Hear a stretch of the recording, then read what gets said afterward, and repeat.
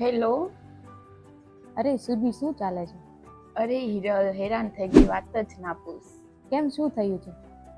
અરે એક બાજુ કામનું ટેન્શન અને એક બાજુ નોકરીનું ટેન્શન. અરે તો એક કામ કર ને, અત્યારે બધી મગજમારી મૂકી દે, ફેમિલી સાથે ટ્રીપ પર જા. ફેમિલી તો ખુશ થશે જ અને તારું મગજ પણ શાંત થઈ જશે.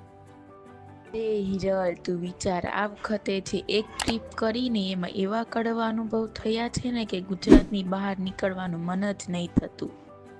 અરે એવું તો વળી શું થયું? અરે આ વખતે તો મારું ફેમિલી આખું બહુ જ ખુશ હતું, કેમ કે મેં આ વખતે તો ટ્રીપ પ્લાન કરી હતી.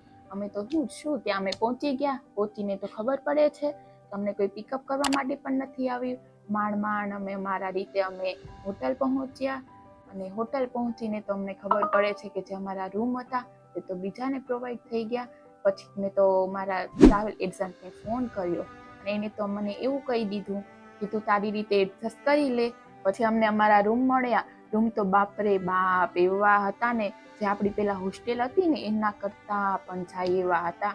જમવાનું તો એટલું બકવાસ હતું ને કે તું વાત જ ના પૂછ. મારી ફેમિલીએ તો મને આ વખતે એવું કહી દીધું કે હવેથી કોઈ પણ ટ્રીપ સુધીને પ્લાન કરવા નહીં આપતા.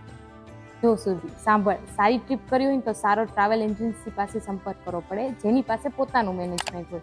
મેં પણ હમણાં મારી ફેમિલી સાથે ટ્રીપ કરેલી હતી, એમાં મારી ફેમિલી પણ ખુશ છે અને હું પણ ખુશ છું. તે કઈ ટ્રાવેલ એજન્સી પાસેથી પેકેજ બુક કરાવેલું હતું? મેં તો મારું આખું પેકેજ બુક માય વર્લ્ડ પાસેથી કરાવેલું હતું. જેન્યુઅલી મારા રિવ્યુ ખૂબ જ સારા છે, જ્યાં સાથે જમવાનું પણ સારું અને રહેવાનું પણ સારું. આ બંને સારું હોય તો 100% આપણી ટ્રીપ સારી જ રહેવાની.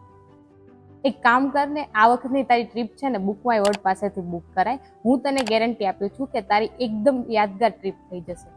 જો તમારે પણ તમારી ટ્રીપ યાદગાર કરવી હોય તો આજે જ કોન્ટેક્ટ કરો બુક માય વર્લ્ડ.